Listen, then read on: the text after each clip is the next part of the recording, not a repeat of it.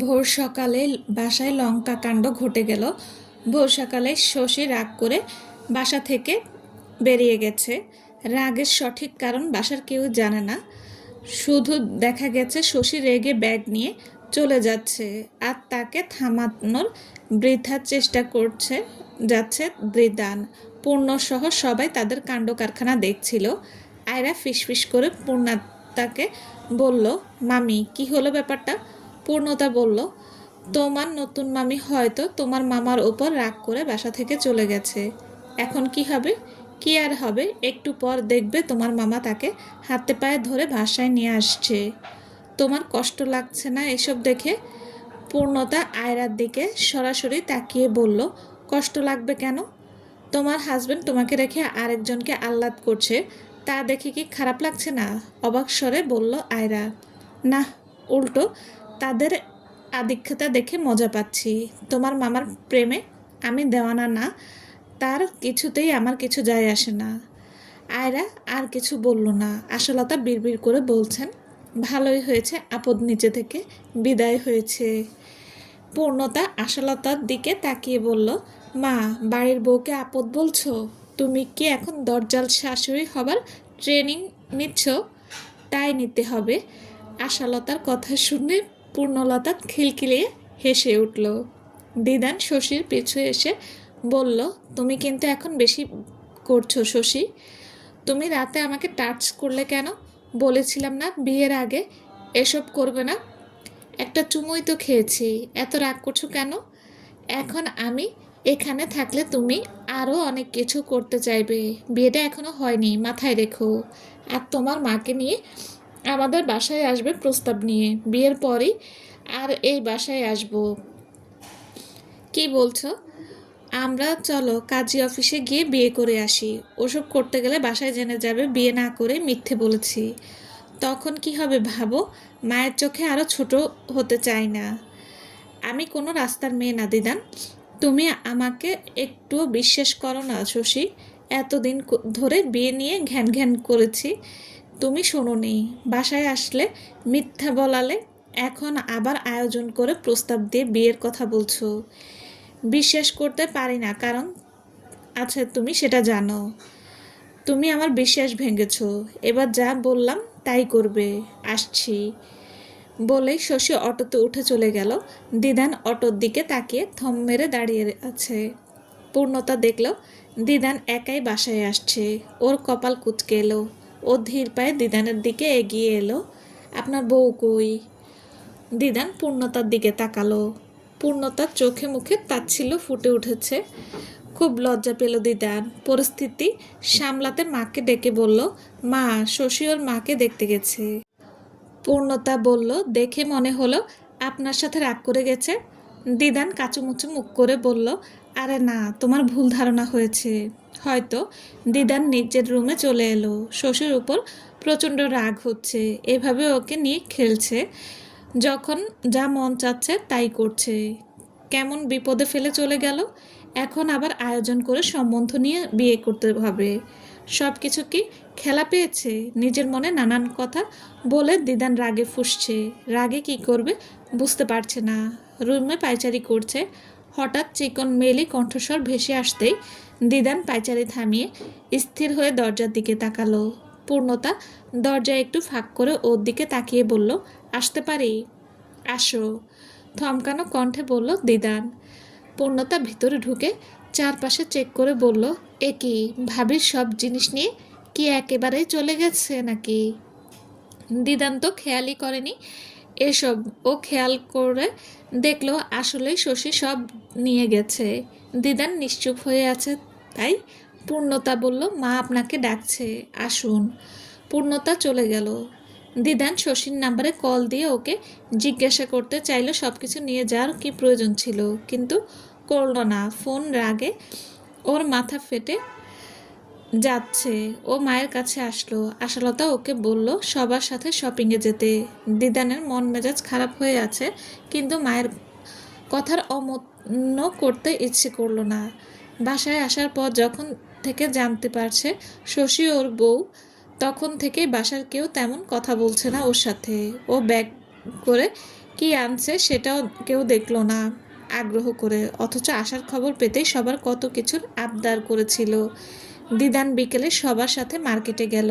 আয়রাকে পাত্রপক্ষ দেখতে আসবে আর সাইমনের জন্মদিন, তাই মোটামুটি কেনাকাটা করা হলো। সন্ধ্যায় ছোট সাইমনের জন্মদিন উপলক্ষে বাড়ি সাজানো হলো, সব কিছু রেডি করা হলো। সব কিছু এক হাতে পূর্ণতা করলো। সবার সাথে পূর্ণতার এত সুন্দর বন্ডিং দেখে দিদানও চমকালো।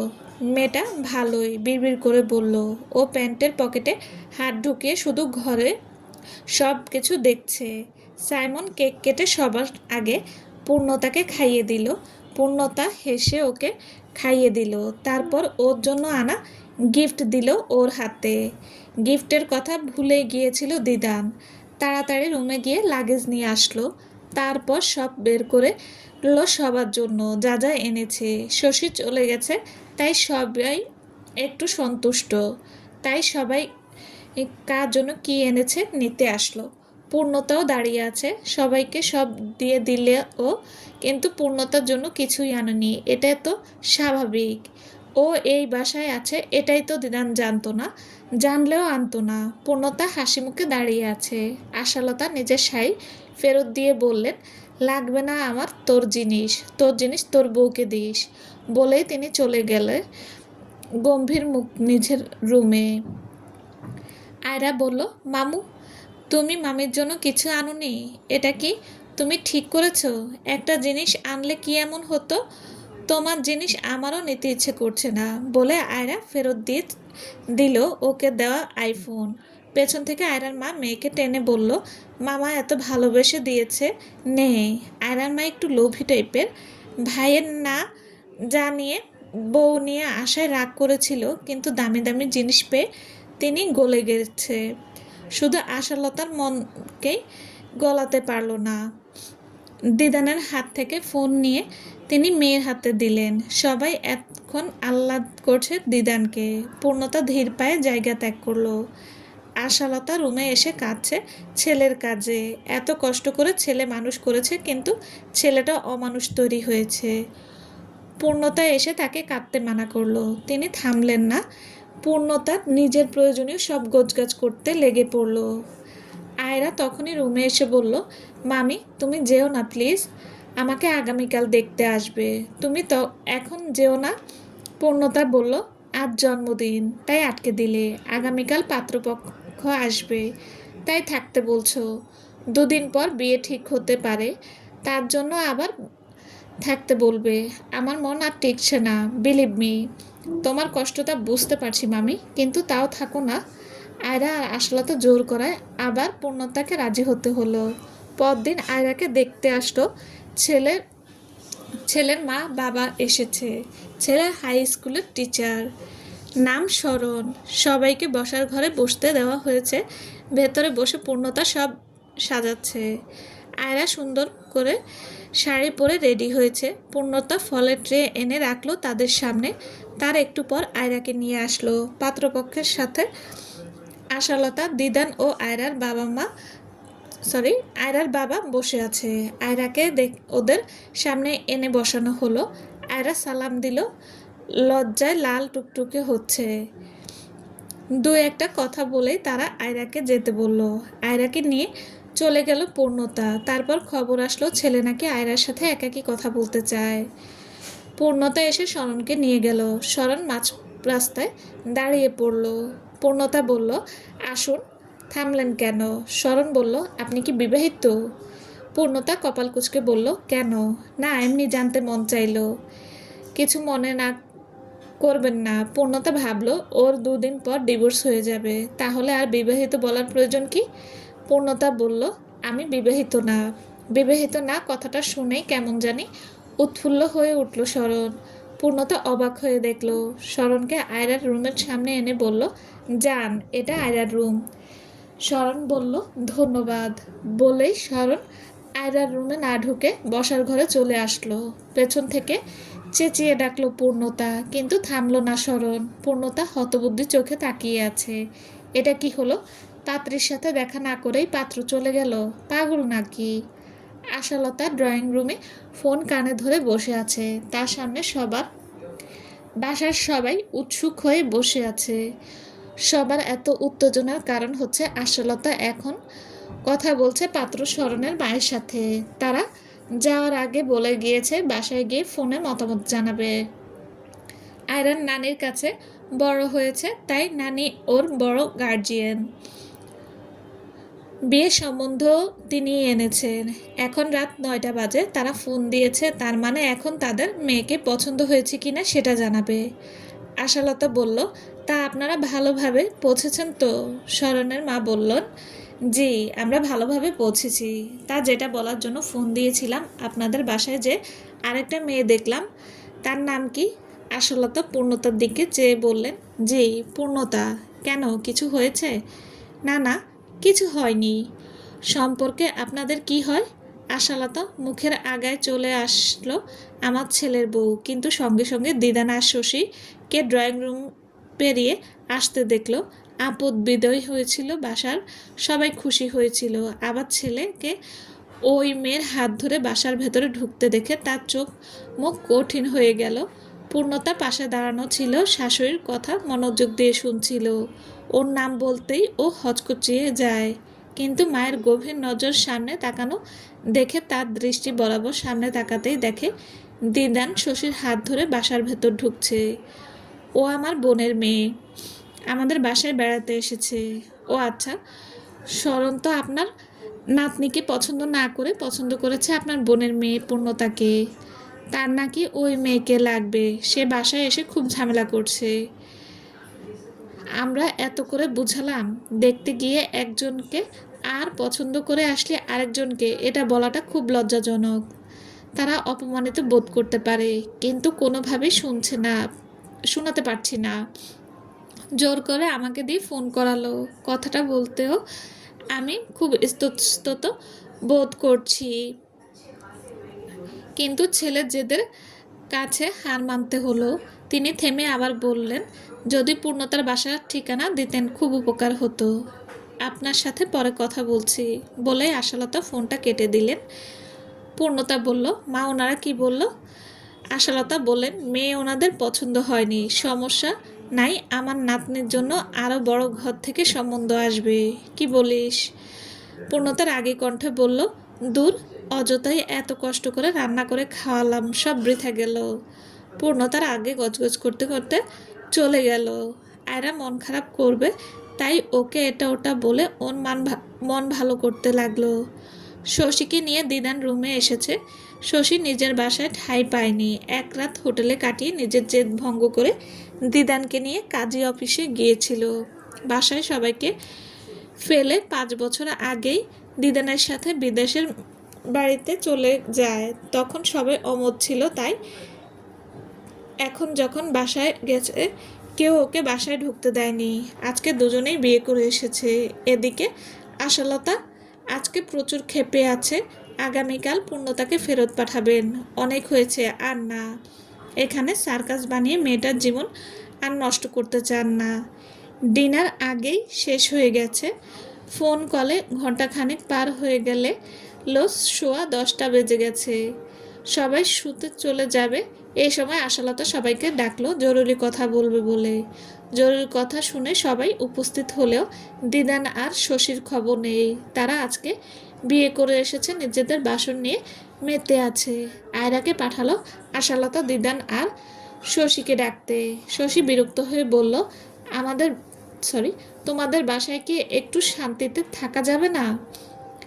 তোমাকে বিয়ে করা আমার ভুল হয়েছে। এতদিন বিয়ে করিনি, ভালোই ছিল। এখন বিয়ে করে ফেসে গেলাম মনে হচ্ছে। দিদান আর শশী আসতে আশালতা দিদানের দিকে চেয়ে বললেন, বিয়ে কবে করেছিস আমি কিছুই জানতে চাই না।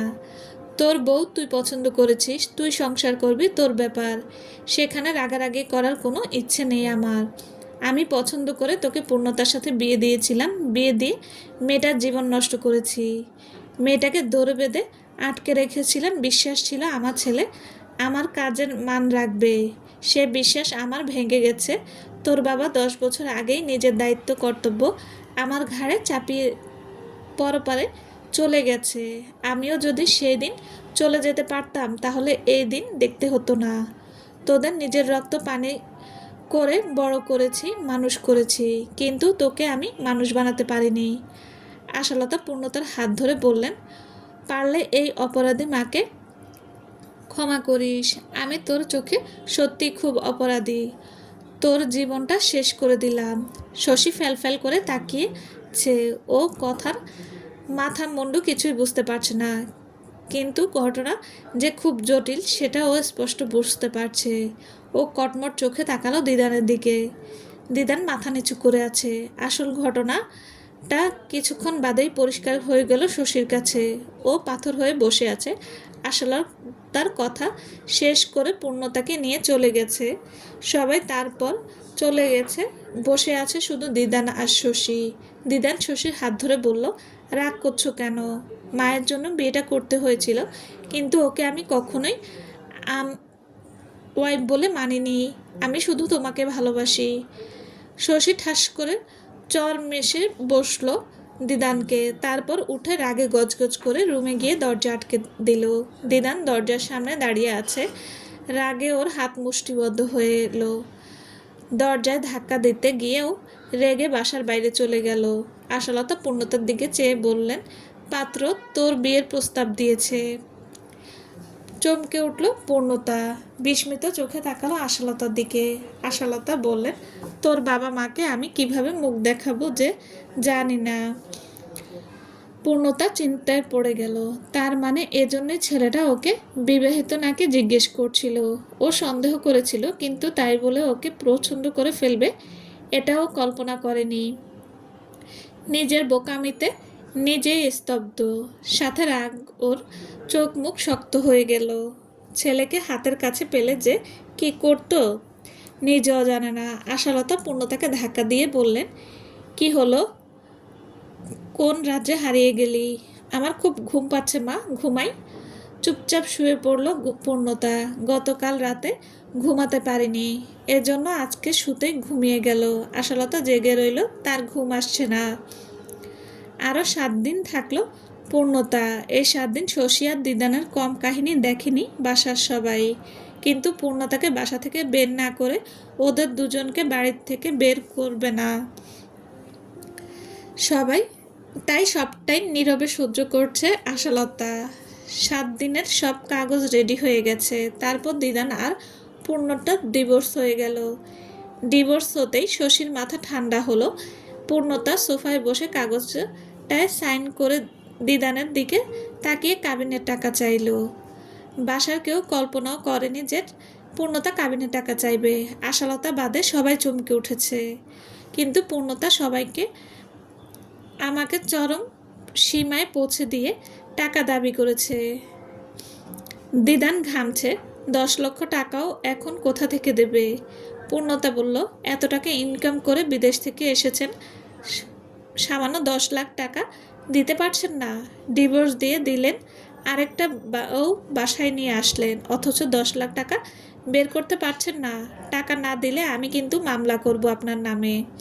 আয়রার মা পূর্ণতার দিকে চেয়ে বললেন, তুমি টাকা দাবি করছো? তোমাকে কত ভালোবেসেছিলাম, আর এখন টাকার জন্য বলছো মামলা করবে? পূর্ণতা বলল, আপনার হাজব্যান্ড এখন আপনাকে ডিভোর্স দিয়ে দিলে আপনি কি টাকা চাইবেন না? আপনি হয়তো অনেক ভালো, টাকা দাবি করবেন না, কিন্তু আমিও তো ভালো না আপু। আমাকে এত ভালো ভেবে লাভ নেই। আমরা যাদেরকে ভালো ভাবি, বিশেষ করি, তারাই আসলে কি আমাদের বিশ্বাসযোগ্য হয়ে থাকে। আপনার ভাইকেও তো আপনার মা অনেক বিশ্বাস করেছিল। সে কি তার বিশ্বাস রেখেছে? কারো প্রতি অন্ধবিশ্বাস রাখবেন না। আমার টাকা দিয়ে দিন, আমি চলে যাচ্ছি। না হলে আমি চলে যাব ঠিক, কিন্তু মামলা কিন্তু দিয়ে যাব। আপনার ভাইকে জেলের ভাত আমি খাইয়ে ছাড়ব। দিদানের কাছে সর্বোচ্চ 3 লাখ টাকা ছিল। ও সেই টাকাটা দিয়ে বলল বাকি টাকা 1 মাসের মধ্যে পাঠিয়ে দেবে। কিন্তু শশী সেই টাকা দেওয়া নিয়ে বাসায় চিল্লাচিল্লি শুরু করে দিল, কিন্তু তাও পূর্ণতা নড়ছে না। এর জন্য শশীর যা গয়না ছিল সে সব এনে পূর্ণতাকে দিল। সব মিলিয়ে 10 লাখ টাকা হবে না, কিন্তু পূর্ণতা বলল বাকি টাকা যেন পাঠিয়ে দেয়। দিদান এতদিন পূর্ণতার লিপ্ততা ভাব দেখে ভেবেছিল বোকাশোকা মেয়েটা, কিন্তু এতটা চতুর ও বুঝতে পারেনি, এভাবে ওদের ফাঁসিয়ে দিল। চলবে। আসসালামু আলাইকুম। গল্পটা কেমন লেগেছে প্লিজ প্লিজ জানাবেন, আর লাইক কমেন্ট করবেন। আর যারা আমার চ্যানেল সাবস্ক্রাইব করেননি প্লিজ সাবস্ক্রাইব করে দিয়ে পাশে থাকবেন। সবাই ভালো থাকবেন। আল্লাহ হাফেজ।